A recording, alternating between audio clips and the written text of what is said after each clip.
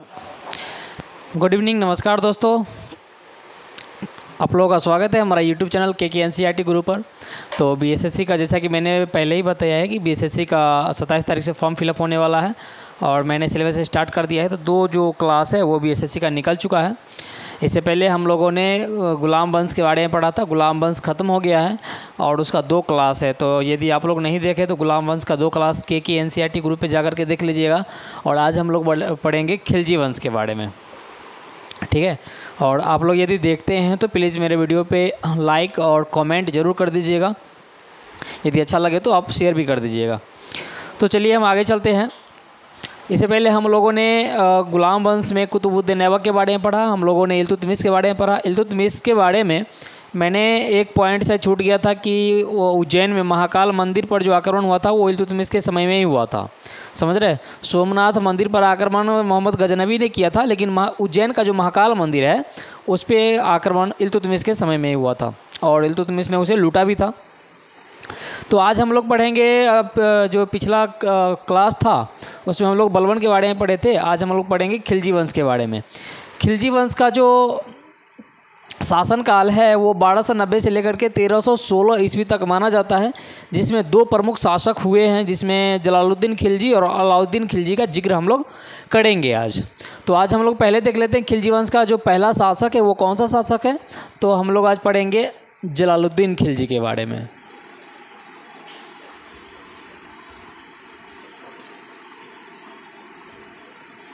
जलालुद्दीन खिलजी,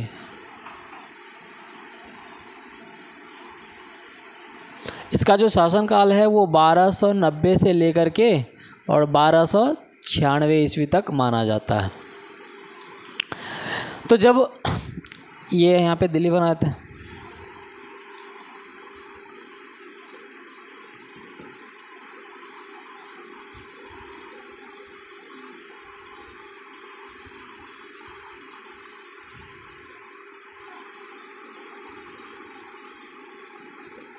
तो आज का थोड़ा सा भारत का जो मैप है वो सही नहीं बना है, तो टेंशन नहीं लीजिए। ये दिल्ली, तो दिल्ली पर बलबन का शासन जब ख़त्म होता है तो आ जाता है जलालुद्दीन खिलजी साहब।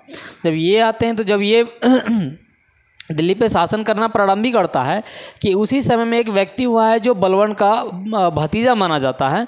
उसका नाम है, यहीं पे लिख देते हैं, चलिए, मलिक छज्जू।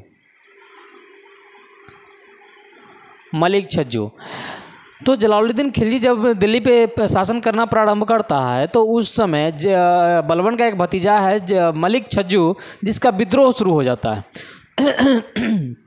ये भाई साहब जलालुद्दीन खिलजी के खिलाफ विद्रोह शुरू कर देता है। तो इसका भी एक भतीजा हुआ है, जलालुद्दीन खिलजी का भतीजा है अलाउद्दीन खिलजी। वो अलाउद्दीन खिलजी मलिक छज्जू का जो विद्रोह है उसको दबाने में काफ़ी अहम रोल निभाता है और वो इसको सफलतापूर्वक दबा देता है। तो इससे खुश होकर के जलालुद्दीन खिलजी ने अलाउद्दीन खिलजी को, अच्छा ये जो था मलिक छज्जू, ये इस समय यूपी कड़ा मानिकपुर का सूबेदार था। तो ये जलालुद्दीन खिलजी क्या करता है, अलाउद्दीन खिलजी को ये मलिक छज्जू का विद्रोह, आपसे अगर कोई पूछे कि मलिक छज्जू का विद्रोह किसके शासनकाल में हुआ है तो वो जलालुद्दीन खिलजी के शासनकाल में हुआ है। और इसे दबाया किसने है तो अलाउद्दीन खिलजी ने दबाया है। और इसी दबाने से खुश होकर के अलाउद्दीन खिलजी ने यहाँ जो कड़ा मानिकपुर का सूबेदार बना दिया इसको। कड़ा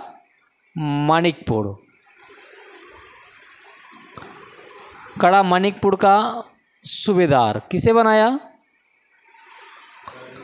अलाउद्दीन खिलजी को।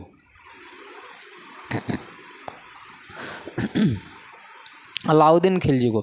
अच्छा, जैसा कि लोग सोचते हैं कि अगर कोई मुस्लिम शासक होगा तो वो ज़्यादा निरंकुश होगा या हिंदू के प्रति वो उसका रवैया अच्छा नहीं होगा, लेकिन ये एक पूर्वाग्रह है भाई सब, ऐसा है ही नहीं, समझ रहे ना। हर शासक का अपना अलग अलग मानना और अलग अलग सोच होते हैं। तो ये अगर जलालुद्दीन खिलजी की बात करें तो हिंदू के प्रति ये काफ़ी सहिष्णु थे, इसका व्यवहार काफ़ी अच्छा था, समझ रहे ना।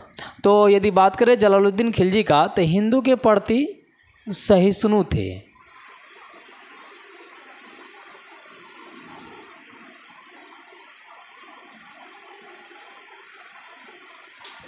ये सहिष्णु थे। उसके बाद उसके बाद यदि बात करें जलालुद्दीन खिलजी का, तो जलालुद्दीन खिलजी के समय में मंगोल का आक्रमण भी हुआ है। मंगोल का आक्रमण, अच्छा मंगोलियों ने जब अच्छा मंगोल कहाँ है मालूम है आप लोगों को? हाँ, चाइना के जस्ट आपको उत्तर में मंगोल पड़ जाता है, समझ रहे हैं ना। ये भारत हो गया, ये आपको इधर आइएगा तो ये चाइना हो गया, चाइना के ऊपर में ये मंगोल है, समझ रहे हैं। तो इसका आक्रमण हुआ भारत पे ये जलालुद्दीन खिलजी के समय में। तो जब अच्छा इससे पहले जो आक्रमण हुआ है तो मंगोल लोग आक्रमण करता था, चला जाता था, लेकिन जलालुद्दीन के समय में जब मंगोली लोग आक्रमण किया तो यहाँ आकर के ये लोग बस गया। तो इन मंगोल से जो आए मुसलमान था या फिर जो भी लोग था, जलालुद्दीन खिलजी ने इन लोगों को नवीन मुसलमान का दर्जा दिया। तो मंगोलों का आक्रमण और मंगोल भारत में बस गए, जिसे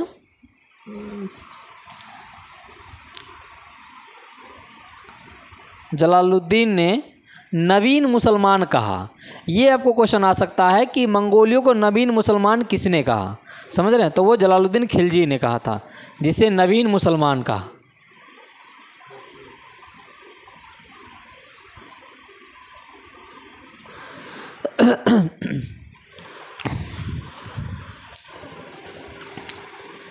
ठीक है, मिटा दे, ओके।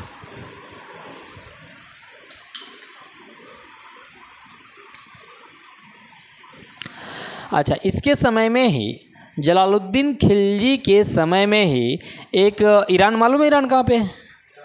ईरान ये आपका पाकिस्तान से फिर अगर आप इधर जाइएगा तो ये ईरान हो जाएगा। तो ईरान का एक फ़कीर था जिसका नाम था सीढ़ी मौला। तो सीढ़ी मौला को हाथी तले इन्होंने कुचलवा दिया, समझ रहे हैं? ये जलालुद्दीन खिलजी भाई साहब ने क्या किया, ईरान का फ़कीर था,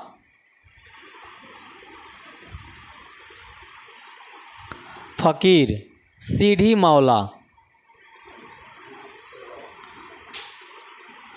मौला को क्या किया, हाथी के पैरों तले कुचलवा दिया।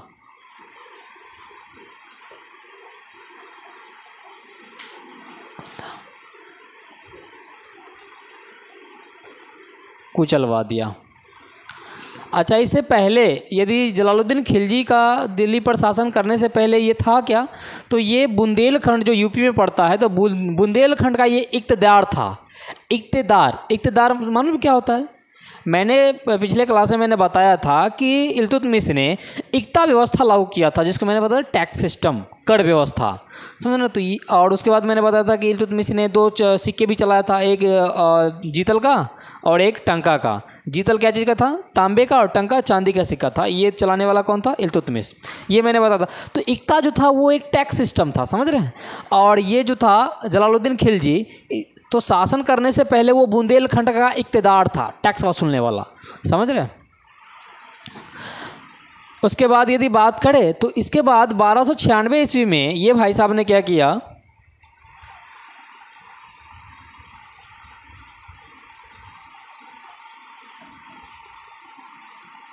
ये जलालुद्दीन खिलजी,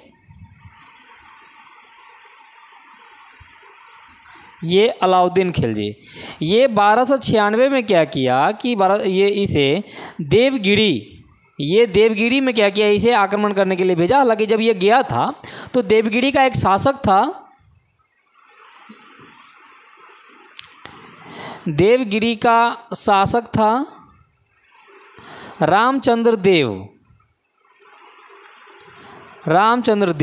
तो जब ये देवगिरी पे गया तो रामचंद्र देव को जलालुद्दीन खिलजी की अधीनता को स्वीकार करने के लिए कहा, क्योंकि ये जहाँ जहाँ शासन करता था ना, तो वहाँ उस क्षेत्र को वो टैक्स वसूलने के लिए छोड़ देता था, ताकि वहाँ से इसे टैक्स के रूप में पैसा आए, समझ रहे ना। तो यहाँ गया था तो देवगिरी को, ये रामचंद्र देव को इसने इसकी जलालुद्दीन खिलजी की अधीनता को स्वीकार करने के लिए कहा। लेकिन रामचंद्र देव का एक पुत्र हुआ है शंकर देव, तो उसके हस्तक्षेप करने से वो बीच में आकर के टांग अड़ा दिया। तो ये मान गया था, लेकिन उसका पुत्र जो टांग अड़ा दिया ना, जिसकी वजह से ये नहीं मान पाया। तो ये वापस फिर यहाँ देवगिरी का जो इसका दौर था, वहाँ से फिर ये वापस आ गया दिल्ली। और जब दिल्ली गया तो ये अपने चाचा को धोखे से ये हत्या कर दिया। वो गले लगाया चाचा को, और इसका कुछ दो आदमी था जिसके जो दोनों ने मिलकर क्या किया, हत्या कर दिया। अच्छा, हत्या करने से पहले जलालुद्दीन ने इसको, ये अलाउद्दीन खिलजी को, ये अलाउद्दीन खिलजी को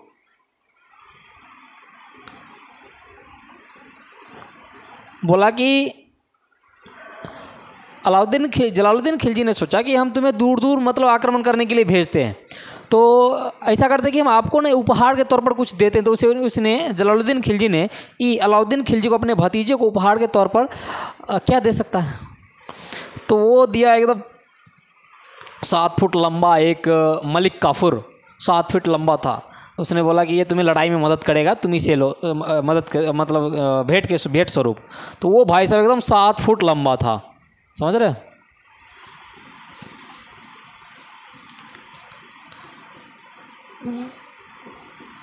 ये 7 फुट लंबा मलिक काफुर, देख के ही दुश्मनों का पसीना छूट जाता था। मलिक काफुर, समझ रहे। तो ये दिया, और उसके बाद ये इसने क्या किया, अलाउद्दीन खिलजी ने दगाबाजी किया। ये भाई साहब जलालुद्दीन खिलजी को इसका एकदम हत्या करके इसका खात्मा कर दिया। अलाउद्दीन खिलजी को भेंट स्वरूप क्या मिला, मलिक काफुर, समझ रहे। अब जलालुद्दीन खिलजी का हत्या कर देता है, और दिल्ली पे शासन कौन करने लगेगा, अलाउद्दीन खिलजी, समझ रहे। मिटा दें, चलिए ये सब मिटा देते हैं। उसके बाद अब हम लोग पढ़ेंगे अलाउद्दीन खिलजी के बारे में।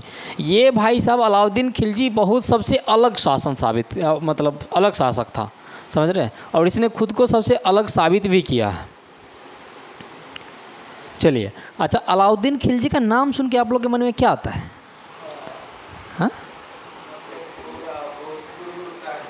क्रूर टाइप का होगा, जालिम टाइप का होगा, पर ऐसा कुछ भी नहीं है, समझ रहे। अलाउद्दीन खिलजी बहुत ही अच्छे इंसान थे, लेकिन हर योद्धा का अपनी अपनी सोच होती है। ये एक योद्धा था, लेकिन इसका मेन मकसद था, ये एक साम्राज्यवादी प्रवृत्ति का था, समझ रहे। इसका दिमाग में ही बसा था कि ये कोई भी हो, हमें अपनी साम्राज्य विस्तार करना है, समझ रहे ना।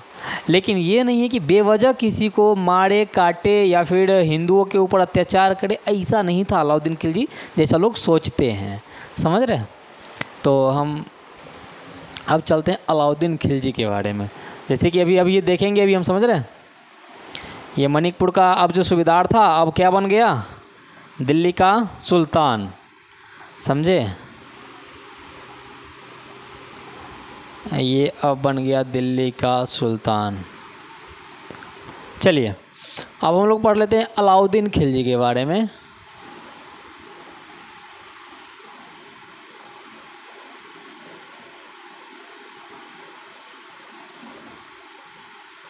अलाउद्दीन खिलजी 1296 से लेकर के 1316 तक, ठीक है। तो अब हम लोग अलाउद्दीन खिलजी के बारे में पढ़ लेते हैं। तो अलाउद्दीन खिलजी, सबसे पहले तो हम ये देख लेते हैं कि ये भाई साहब एक साम्राज्यवादी प्रवृत्ति का था। जैसा लोग सोचता है, साम्राज्यवादी प्रवृत्ति का होना कोई गुनाह नहीं है। अगर कोई शासक है तो वो हमेशा चाहता है कि मेरा जो क्षेत्र है वो हमेशा बढ़ते रहे, समझ रहे ना। साम्राज्यवादी प्रवृत्ति के थे ये। हाँ, किसी को बेवजह कत्ल करना ये गलत बात है कि नहीं। तो जब ये दिल्ली पर आए, तो जो काम ये अपने चाचा के समय में नहीं कर पाए थे, अब ये फिर से मलिक काफूर को भेजा दक्षिण में, समझ रहे हैं। अब मलिक काफूर जाता है, तो पहली बार तो चूँकि उसके बेटा ने हस्तक्षेप किया, इसकी वजह से वो घूम आया था। लेकिन मलिक काफूर के देखते ही रामचंद्र देव ने अपनी मतलब सब कुछ आत्मसमर्पण कर दिया खुद को। ये 7 फीट लंबा था, और देखते मात्र मतलब सबका पसीना छूट जाता था, समझ रहे ना। तो अब इसने मलिक काफूर को भेजा दक्षिण अभियान पे।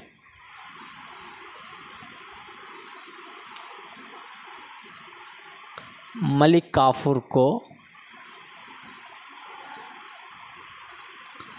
दक्षिणी अभियान पे भेजा, और दक्षिणी अभियान पे भेजा तो रामचंद्र देव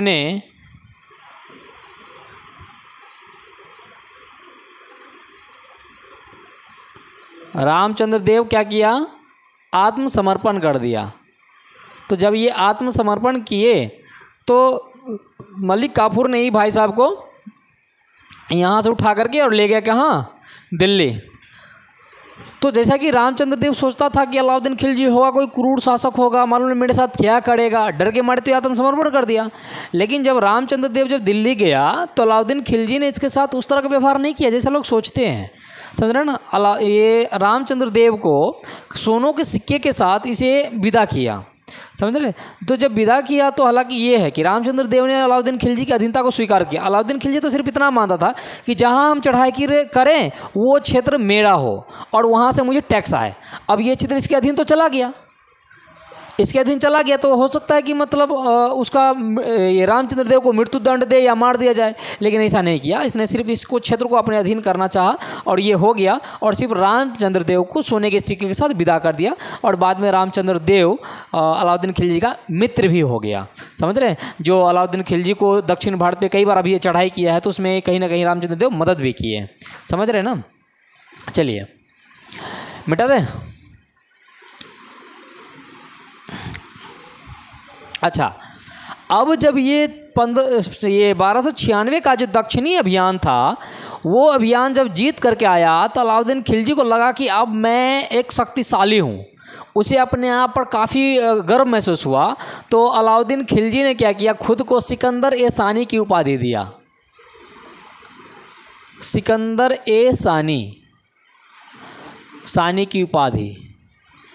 अब ये होता क्या है सिकंदर ए सानी, तो इसने कहा, ये खुद ने सोचा कि अब मैं काफ़ी ताकतवर हूँ, समझ रहे ना। और इसलिए इसने कहा कि मैं दुनिया का दूसरा सिकंदर हूँ, दूसरा अलेक्जेंडर हूँ, समझ रहे ना। ये सिकंदर सानी का मतलब क्या होता है, दूसरा सिकंदर जो कभी हारा ना हो, समझ रहे हैं।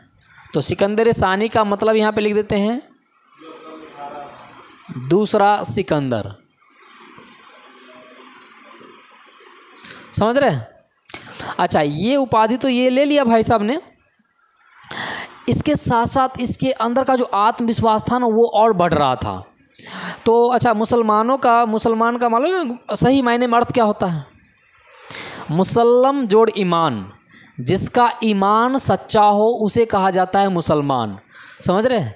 और इसके मतलब इसकी मालूम नहीं, ये लोग के जो मतलब जो ग्रंथ होता है या कुरान होता है, जो भी इसका जो धर्म गुरु लोग होते हैं बचपन से क्या सिखाया जाता है।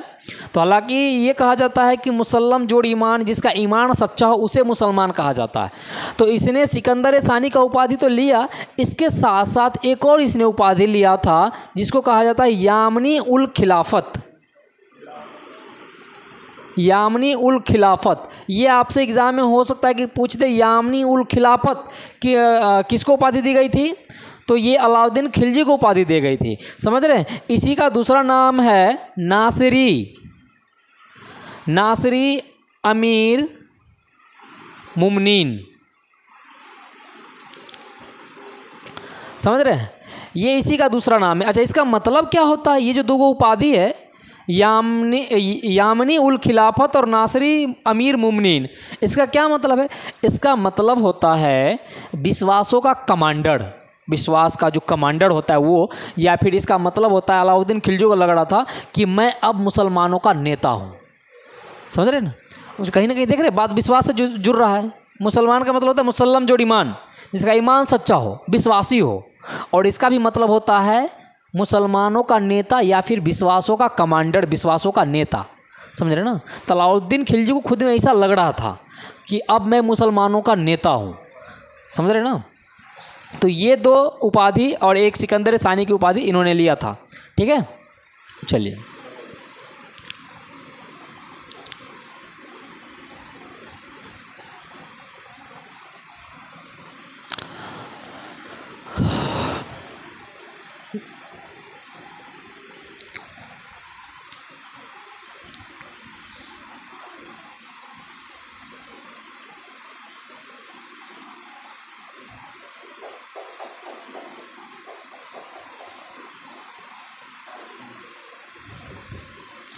ये है अलाउद्दीन खिलजी।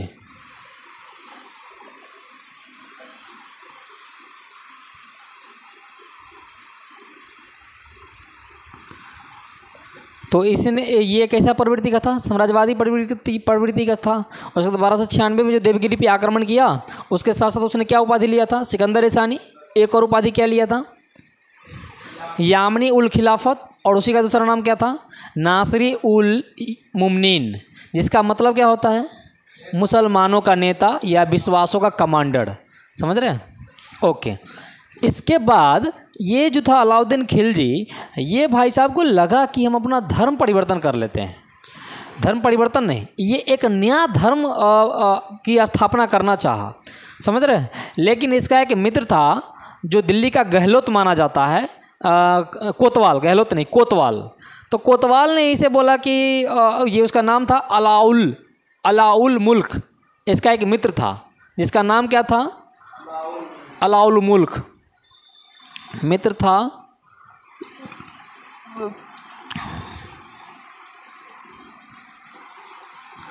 अलाउल मुल्क,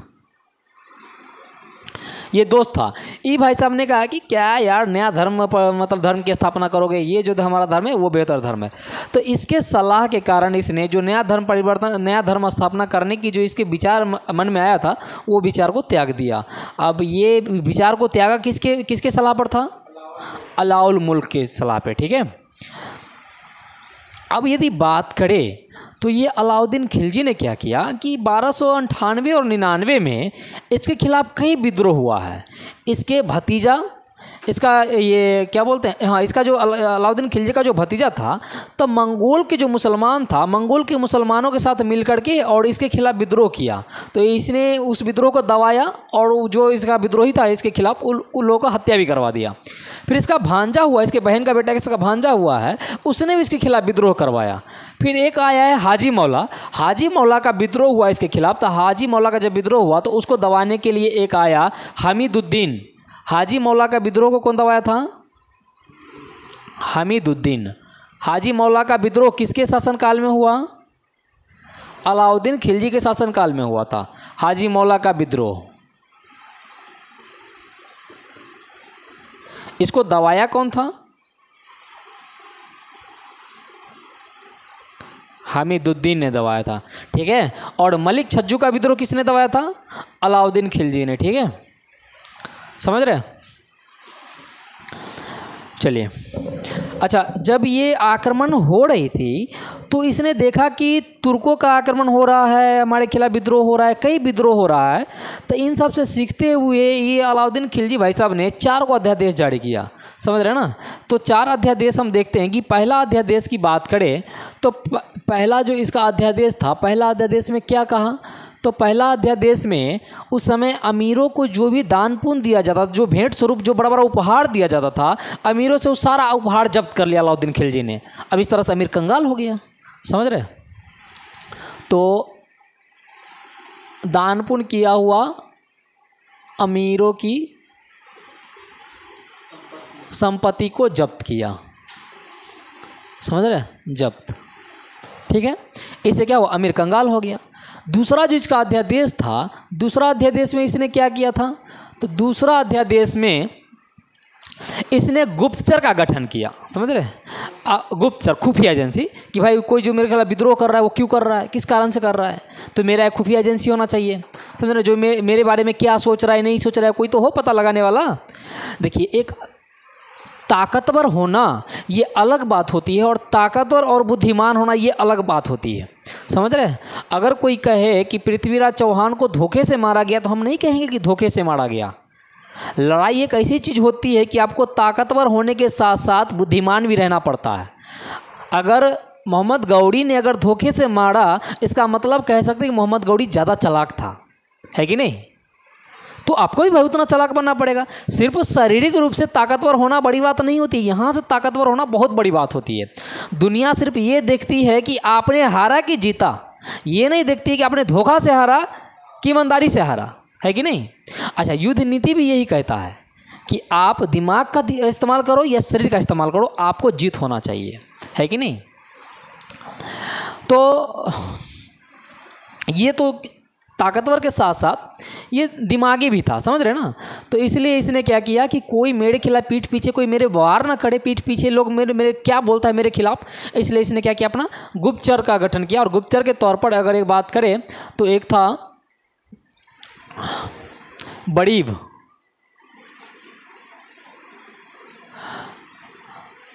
बड़ीब, जिसको इसने क्या बनाया, गुप्तचर का अधिकारी बनाया था, गुप्तचर अधिकारी।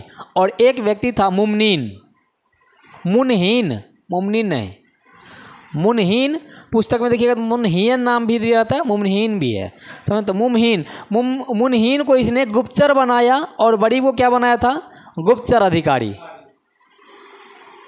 समझ रहे। तो ये दो नाम आएगा कि पूछेगा कि ये जो बड़ीब था तो उसका मतलब उसको क्या बनाया गया था, अलाउद्दीन खिलजी ने किस पद पर नियुक्त किया था, तो गुप्तचर का अधिकारी था। और मुनहीन को क्या किस पद पे, तो गुप्तचर बनाया था, समझ रहे ना। ताकि इसका एक खुफिया एजेंसी था ये भाई साहब का, इसका मोच अलाउद्दीन खिलजी का, समझ रहे। चलिए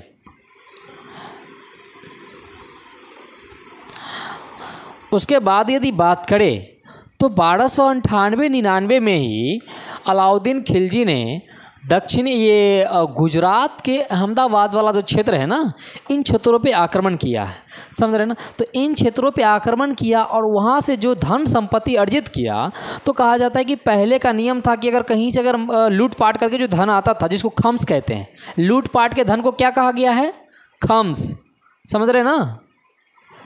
ये अलाउद्दीन खिलजी है, लूटपाट के धन को क्या कहा गया, खम्स। इसको कोष्ठ में लिख देते हैं, लूट का धन।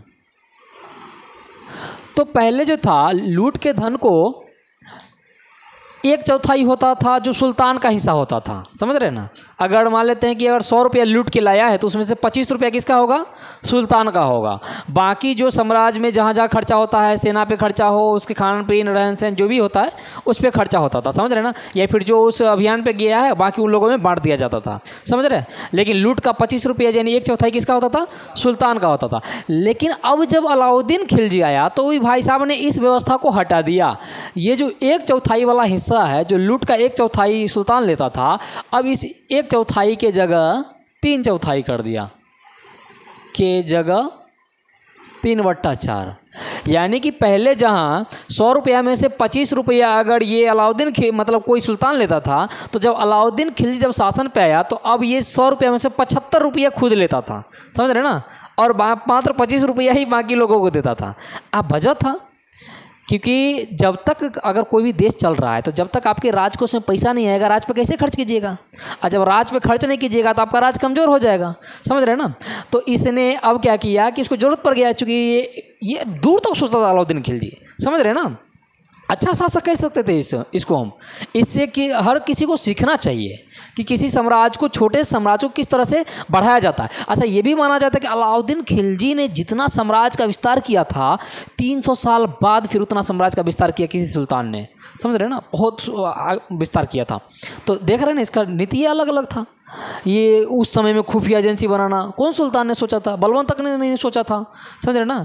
उसके बाद राज के बारे में, राजकोष को मजबूत बनाना, तो ये क्या कर दिया, खम्स का जो धन था उसको सुल्तान का कितना अधिकार होता था, 3/4, यानी कि 100 रुपये में से 75 रुपया, तीसरा हिस्सा ये लेता था, एक हिस्सा दूसरे पे देता था, समझ रहे। इस लूट वाले धन, ये जो 3/4 लेता था, इसका खर्चा ही कहाँ करता था, तो इसका खर्चा करता था अपना सैन्य पे। ये चाहता था कि अगर अपना क्षेत्र मजबूत करना है तो इसके लिए हमारी सेना में ताकत होनी चाहिए, समझ रहे ना। तो इसने एक अस्थाई बहुत बड़ी सेना बनाई। तो इसी पैसा का खर्चा करके इसने क्या बनाई, एक बहुत बड़ी अस्थाई सेना का निर्माण किया। इस अस्थाई सेना में क्या किया कि इसने वो क्या बोलते हैं, हुलिया का भी प्रारंभ किया। मतलब कि कौन मेरा सेना नहीं है, तो मतलब चिन्ह देने के लिए इसने मतलब एक हुलिया प्रारंभ करवाया गया, हुलिया नीति। और इसके बाद इसने क्या किया था, अच्छा अलाउद्दीन खिलजी के समय में जो घोड़ा आता था ना, घोड़ा बहुत दूर से आता था, समझ रहे हैं। वो लड़ाकू घोड़ा होता था, काफ़ी बड़ा बड़ा घोड़ा होता था। तो कुछ कुछ इसका जो सेना होता था ना, तो उस घोड़ा को, बड़ा बड़ा घोड़ा महंगा दाम में बेचता था, तो ये लोग चुरा करके बेच देता था। समझ रहे हैं, एकदम लोल बकलोल सब था, ये लोग चुरा के बेच देता था। तो इसको लगता था कि यार इतना घोड़ा लाए, कहाँ कट गया। अच्छा, इसका सेना बोलता था कि महाराज मर गया, कोई घोड़ा मर गया तो, या फिर कोई घोड़ा भाग गया, ऐसा बोल करके पार निकल लेता था। समझ रहे ना। तो इसने क्या किया कि बोला, अच्छा ऐसा कभी कभी ऐसा भी होता था कि घोड़ा बदल लेता था, छोटका घोड़ा को दे देता था, बड़का घोड़ा को बेच देता था उसका सेना सब। समझ रहे हैं। तो इसने क्या किया कि घोड़ा को दागने की नीति लागू कर दिया कि अब जो भी घोड़ा हम देंगे उसमें एक चिन्हासी होना चाहिए कि ये मेरा घोड़ा है, अब बेच करके दिखाओ, चाहे अदल बदल करके दिखाओ। समझ रहे ना। तो घोड़ा को दागने का नीति किसने लाया था?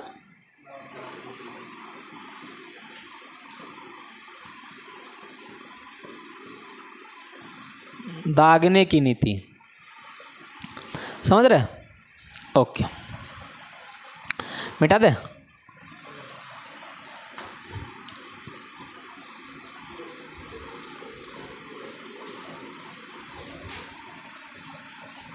चलिए अब हम लोग देख लेते हैं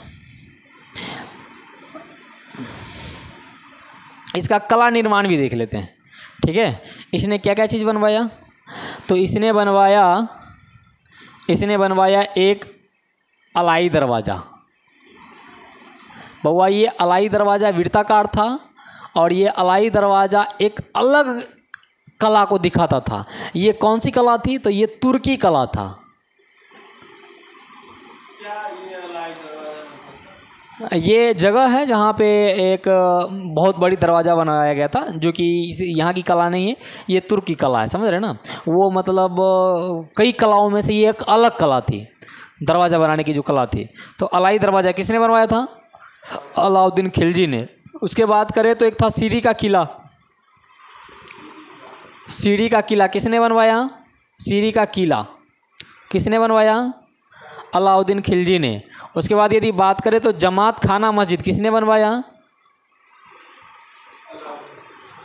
जमात खाना मस्जिद किसने बनवाया? अलाउद्दीन खिलजी ने। समझ रहे ना। उसके बाद हौज खास किसने बनवाया?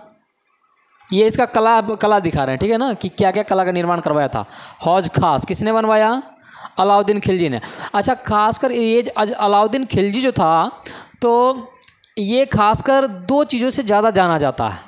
बाजार नियंत्रण को लेकर के ये काफ़ी चर्चित था। समझ रहे ना। इसके शासनकाल में एक गजब का बाजार नियंत्रण इसने रखा था। एक था दीवान रियासत और एक था इसका सहनाए मंडी।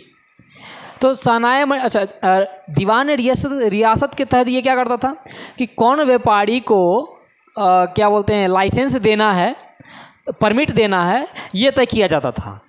सहनाए मंडी के तहत क्या करता था कि अगर कम तौला है तो ये क्या करता था कि जितना कम तौला है उतना मांस काट के उसको बराबर कर देता था। समझ रहे ना। इसका गजब का इसका भाई साहब का बाजार पर नियंत्रण था। डर के मारे कोई कम नहीं तोलता था। अब ऐसा करेगा तो कौन कम तोलेगा भाई साहब। तो बाजार नियंत्रण का इसका दो तरीका था। तो बाजार नियंत्रण ये मिटा देते। ये इसका कला निर्माण है, ठीक है ना। चलिए, हाँ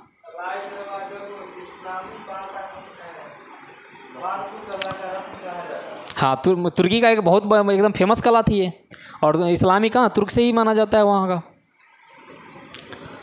चलिए, तो इसका बाजार नियंत्रण को लेकर के ये प्रसिद्ध था। और बाजार नियंत्रण में था क्या? तो एक था दीवान ए रियासत। इसके तहत क्या करता था? दीवान ए रियासत के तहत किस व्यापारी को लाइसेंस देना है, परमिट देना है या नहीं देना है, वो तय किया जाता था। ठीक है। और दूसरा था इसका सहनाए ए मंडी। समझ रहे हैं। ये दो इसका मुख्य बाजार नियंत्रण था। ठीक है। चलिए, अब हम लोग बात कर लेते हैं। ये भाई साहब ने 1303 ईस्वी में तेलंगाना पे चढ़ाई किया। समझ रहे हैं। जब मलिक काफूर जब वहाँ गया तो तेलंगाना का उस समय राजा था प्रताप रुद्रदेव द्वितीय। ये तेलंगाना, ये देख रहे हैं आप, दक्षिण भारत का अभियान किया था। ये आपको तेलंगाना, समझ रहे हैं ना। ये इधर तमिलनाडु, ये इधर आंध्र प्रदेश और ये तेलंगाना। तो तेलंगाना पर चढ़ाई किया 3 ईस्वी में, समझ रहे हैं ना। और यहाँ का राजा कौन था तेलंगाना का इस समय? यहाँ का शासक कौन था? यहाँ का शासक था प्रताप रुद्रदेव द्वितीय। रुद्रदेव द्वितीय। तो जब यहाँ आक्रमण किया तो यहाँ आक्रमण करने से पहले प्रताप रुद्रदेव द्वितीय ने इसकी अधीनता को स्वीकार कर लिया था, समझ रहे हैं। अच्छा, इसकी अधीनता को स्वीकार कैसे किया? तो ये प्रताप रुद्रदेव ने अपनी स्वरूप जैसा सोने का एक मूर्ति बनवाया और उस मूर्ति में सोने का जंजीर पहना दिया। वो ये दिखाना चाहता था कि भाई ले, मैं अब आपका गुलाम हूँ, समझ रहे हैं। तो ये पूरा मूर्ति इसको दे दिया, जाओ महाराज को दिखा देना कि मैं एक संकेत दे रहा था कि मैं आपके अधीन हूँ, मैं आपकी गुलामी स्वीकार कर लिया है। और साथ साथ में कोहिनूर हीरा भी दिया था, समझ रहे हैं। क्या दिया था? कोहिनूर हीरा भी दिया था, ठीक है। इसी समय अलाउद्दीन खिलजी का जो सबसे अहम अभियान माना जाता है वो माना जाता है मेवाड़ और चित्तौड़ पर का जो आक्रमण किया था वो, समझ रहे ना। तो ये है भाई साहब, ये आपको आ जाता है ये राजस्थान। और राजस्थान का जो दक्षिणी पार्ट है ये मेवाड़ है, जहाँ राजपूताना शासन था, समझ रहे ना, मेवाड़ में। तो मेवाड़ का राजधानी था वो चित्तौड़। मेवाड़ का राजधानी कहाँ था? चित्तौड़। और यहाँ का राजा था राजा रतन सिंह, समझ रहे ना। और इसकी पत्नी थी पद्मिनी। पद्मिनी को अपूर्व सुंदरी माना जाता है। 2 बात से लेकर के अलाउद्दीन खिलजी ने इस पे आक्रमण किया था। पहला नंबर, जो चित्तौड़गढ़ का जो किला था वो काफ़ी मतलब पूरे भारत में कहा जाता है कि सबसे अलग किला बनाया गया था, समझ रहे ना। उसमें प्रवेश करना बहुत मुश्किल था और वो इसके शासन के दृष्टि से काफ़ी अहम महत्वपूर्ण रखता था। तो एक तो ये कारण था। और दूसरी कारण माना जाता है कि राजा रतन सिंह की जो बीवी थी एकदम आलिया भट्ट की तरह, मतलब आलिया भट्ट कह रहे, आलिया भट्ट, दीपिका पादुकोण तो है फिल्म में, है कि नहीं। तो माना जाता है कि वो एकदम काफ़ी अपूर्व सुंदरी थी। तो अलाउद्दीन खिलजी कहीं ना कहीं मोहित हो गया था और उसको पाने का एकदम जिद ठान लिया था इसने, समझ रहे ना। इसलिए इस पे आक्रमण किया था। हाँ, राजा रतन सिंह भी पावरफुल था, शरीर से शक्तिशाली था। कि फिर हम वही बात कहेंगे कि सिर्फ शरीर से शक्तिशाली होना आप ताकतवर नहीं है, यहाँ से भी ताकतवर होना पड़ेगा, है कि नहीं। तो माना जाता है कि अलाउद्दीन खिलजी ने राजा रतन सिंह को भी धोखे से मारा, लेकिन जब मार दिया तो इसका सपना था कि किसी तरह वो पद्मिनी को प्राप्त करे। लेकिन जब पता चला कि राजा रतन सिंह युद्ध में मारा गया और जब तक अलाउद्दीन खिलजी महल पहुंचता पद्मिनी को पाने के लिए, तब तक माना जाता कि 30,000 वहाँ की रानियों के साथ पद्मिनी ने आग में अपने आप को समर्पित कर दिया, जौहर कर दिया, समझ रहे हैं। 30,000 पूरे मेवाड़ के जितने भी लड़कियां थी और जितने भी महिलाएं थी, सभी उस रानी के साथ, पद्मिनी के साथ अपने आप को आग वाला कुंड में आहुति कर दिया, समझ रहे हैं। इतनी बड़ी कह सकते हैं कि त्याग। तो यह चित्तौड़ का राजा कौन था? राजा रतन सिंह।